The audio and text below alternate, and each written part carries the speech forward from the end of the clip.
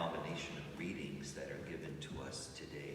In the first reading, we hear the second version of the story of creation.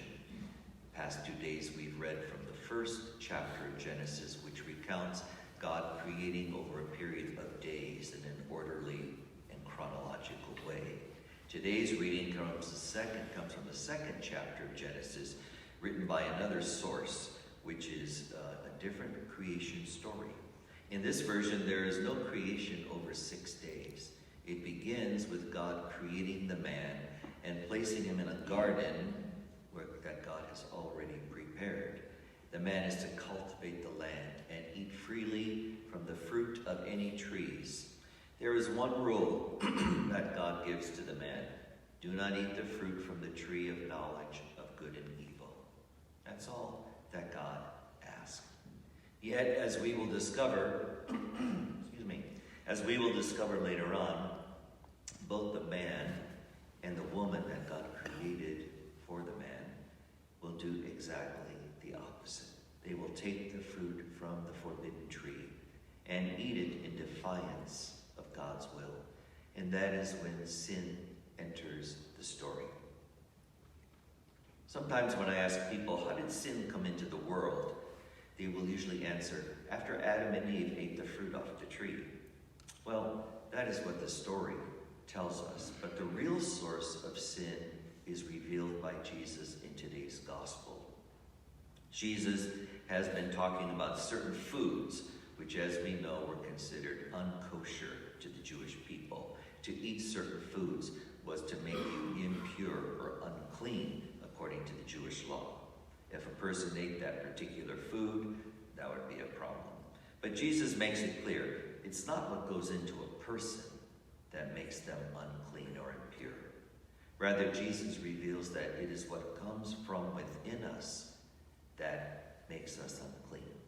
And then he gives some examples of sins that come from within the heart and the mind and the soul. Evil thoughts, unchastity, theft, murder, adultery, greed, malice, deceit, licentiousness, envy, blasphemy, arrogance, folly. Jesus says these evils come from within the human heart and soul, and they are what defiles a person. So sin does not come to us from an independent source. It comes from within our hearts and souls. Even if we are tempted by Satan, as was Adam and Eve, we shouldn't think that Satan is out there sending us signals. No, that temptation is formed within our minds and our hearts. It lures us into thinking that we can do what we please instead of doing what is pleasing to God. Whenever we disregard God's wishes, we act selfishly, and that is the cause of the fall of our first parents. So what is the remedy then? It's not good enough to simply say, go away, Satan. What is more critical is that we fill our minds and our hearts and our souls with what is good and holy and pleasing in God's eyes through our prayer and our reflection, by staying close to the sacraments, by being involved in acts of mercy and charity. We conform our minds and our hearts according to the mind and heart of Christ. Then there will be no room for anything foreign or sinful to take root within us. It's too bad Adam and Eve didn't realize the good things that could have come to them from being obedient to God. But they allowed the temptation of personal happiness and self-gratification to take root within them.